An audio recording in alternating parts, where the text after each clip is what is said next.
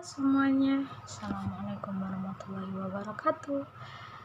Kembali lagi bersama saya Yasin Astia. Pada kesempatan kali ini kita akan membahas mengenai seperti sebelum-sebelumnya tentang mata kuliah manajemen humas, yang pada kali ini kita akan membahas mengenai topik yaitu public external dalam public relation.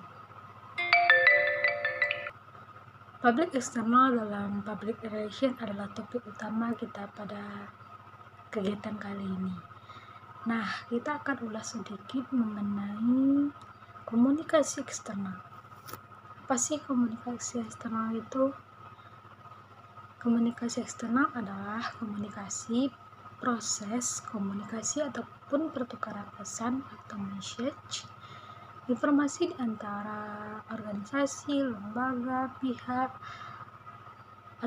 ataupun perusahaan dengan pihak lain yang secara umum yang ada di luar organisasi ataupun khalayak ramai atau umum. Nah, public eksternal di sini pada akhirnya akan menjadi sasaran dari sebuah kegiatan, bahkan hampir semua kegiatan public relation yang menjadikan public eksternal sebagai sasaran akhir, yaitu mereka adalah orang-orang ataupun anggota masyarakat yang ada di luar organisasi, baik yang ada keterkaitannya langsung dengan lembaga maupun yang diharapkan, diprediksi ataupun diduga yang ada kaitannya dengan lembaga tempat mereka bekerja ataupun perusahaannya. Saya dapat membaca beberapa pendapat dan saya mengambil menurut Suhanda. Public eksternal menurut Suhanda ini yaitu public eksternal lahir dari badan, lembaga ataupun organisasi, itu banyak dan berbagai macam, seperti yang pertama customer public, yang kedua community public, yang ketiga language paper public, yang keempat organisasi masyarakat yang mempunyai kepentingan ataupun keterkaitan dengan perusahaan. Serta yang kelima yaitu general public ataupun khalayak ramai yang berkepentingan dan bersimpati terhadap perusahaan ataupun lembaga kita.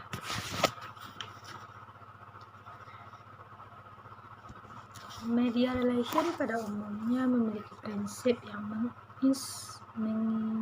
membangun relasi dan dapat dikembangkan melalui media untuk dapat dijangkau oleh publik. Media massa menjadikan partner public relation ataupun praktisi public relation di sebuah lembaga ataupun perusahaan dalam mengelola arus informasi yang ditunjukkan kepada publik eksternal secara luas. Maka public relation menjadi sumber berita informasi bagi media massa ataupun wartawan. Media massa sebagai saluran komunikasi dari public relation ataupun organisasi. Nah, yang kedua kita akan membahas tentang mungkin media itu termasuk dalam yang kita bahas tadi kan tentang media relation. Nah, media relation ini adalah salah satu kegiatan dari public eksternal dalam public relation. Kita membahas yang pertama yaitu tentang apa tadi? Media relation, tentang media massa yang dibutuhkan oleh PR lembaga ataupun organisasi. Nah, yang kedua kita akan membahas tentang government relation. Dalam kegiatannya PR pemerintah dianggap penting meskipun tidak terlibat secara langsung. Pemerintah dalam hal ini biasanya terdiri dari orang-orang yang mempunyai pengaruh yang luar biasa bagi masyarakat dan mempunyai efek pada kesetaraan kegiatan bisnis, penyelenggaraan keseluruhan bisnis. Adapun pejabat atau praktisi PR di sini mempunyai hubungan yang khusus dengan pihak pemerintah untuk kepentingan perusahaan yang merupakan suatu hal yang tidak dilarang.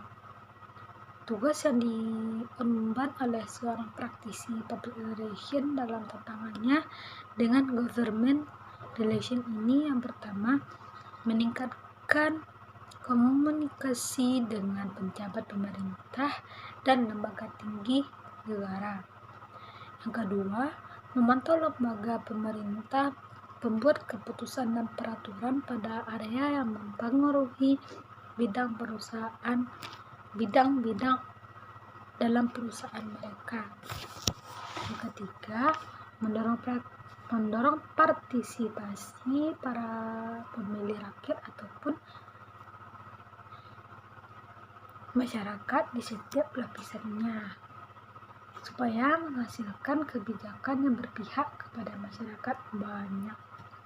Yang keempat, mempengaruhi undang-undang yang memiliki dampak yang luar biasa yang luas dengan ekonomi rakyat dan pelaksanaannya. Yang kelima, meningkatkan kesadaran dan pemantauan atau pemahaman para pembuat keputusan. Yang keenam, mengurangi ketidakpastian karena tidak bisa membaca adanya tanda-tanda peraturan dan kegiatan-kegiatan lain yang ada hubungannya dengan PR untuk kegiatan government relation ini. Yang ketiga, kita akan membahas mengenai figure more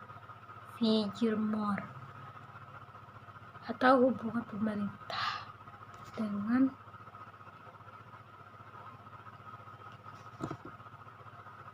rakyat lain. Figure more ini yaitu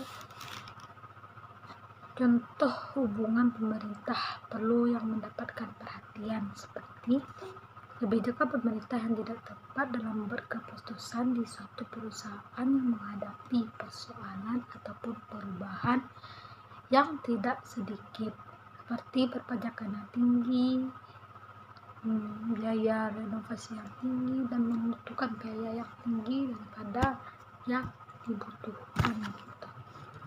Yang kedua, undang-undang atau peraturan yang dihasilkan atau dibuat pemerintah tidak dapat membuat pembatasan yang tidak diinginkan bagi ruang gerak perusahaan. Tujuan dari government yang dilakukan pemerintah untuk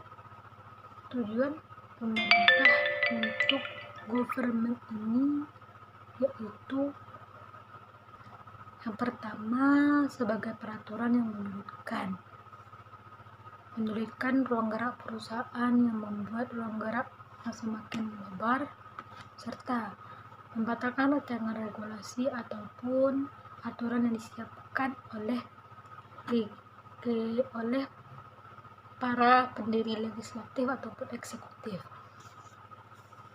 Lobby dan negosiasi menjadi dua unsur, dua metode yang menjadikan kekuatan besar yang harus dimiliki praktisi PR public relation di sebuah lembaga ataupun perusahaan.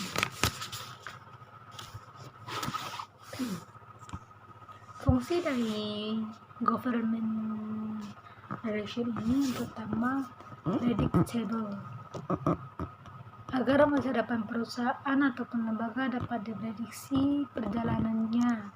Diprediksi bagaimana kebijakan pemerintah sangat menentukan keberlangsungan agar mendapatkan arah dan sampai mana arah itu akan diarahkan.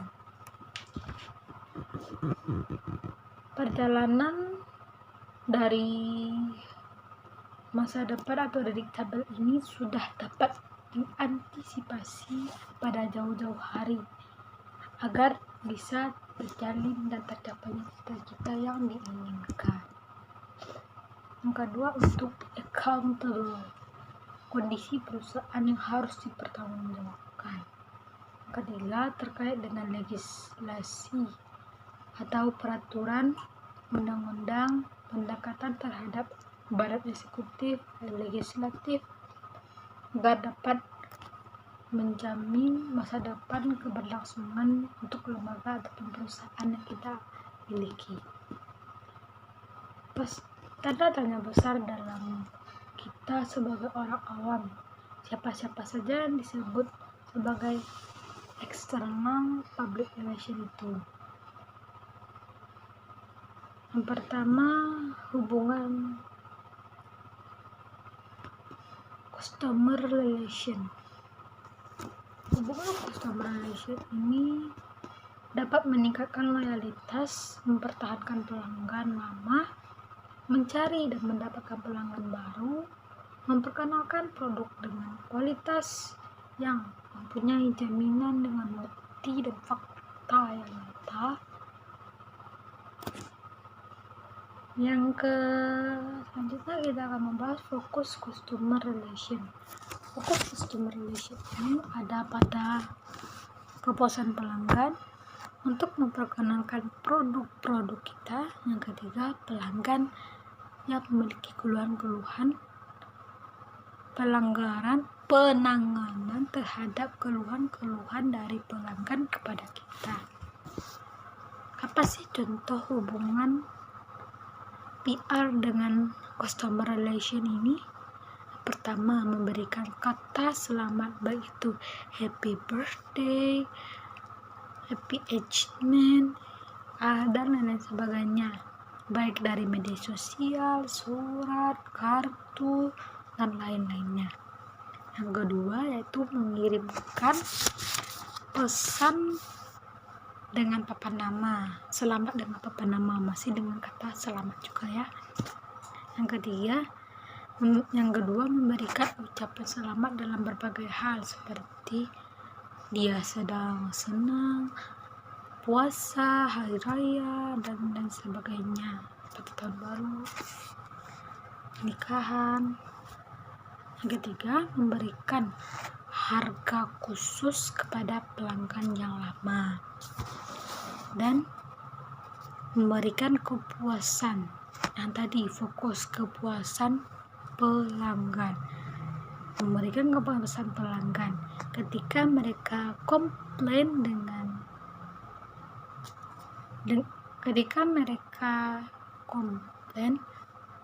mereka akan baik gitu loh, karena dia tahu sebelumnya dia sudah puas dengan layanan yang kita berikan. Maka ketika mereka komplain dengan baik, kita sebagai external public harus mencarikan bagaimana situasi yang baik dan cara yang baik untuk permasalahan mereka. Jadi dua individu ini akan mencarikan solusi dan situasi kondisinya agar dapat berjalan dengan baik. Itu ketika mereka komplain dengan baik, dicarikan solusi dengan baik oleh kedua belah pihak. Karena customer adalah menjadi tujuan utama dari sebuah perusahaan manapun, dari menghasilkan SDM, perusahaan yang menghasilkan produk, jasa ataupun barang, customer yang memanfaatkan dari dan mendapatkan keuntungan karena mereka membeli. Menjaga kesetiaan customer adalah cikal bakal yang harus didesain sedemikian rupa, dikelola dan dibangun dalam strategi khusus yang harus diperhatikan oleh sebuah lembaga ataupun perusahaan, yang dilakukan oleh tangan-tangan handal atau tangan-tangan dingin yang mempunyai kehebatan para praktisi public relation atau kehandalan dalam public relation. Mungkin itu saja yang dapat saya sampaikan. kurang dan lebihnya saya mohon maaf. Apabila kata-kata saya ada yang salah, mohon maafkan. Saya sudahi dengan Assalamualaikum warahmatullahi wabarakatuh. Stay tune di video selanjutnya. Jangan bosan ya.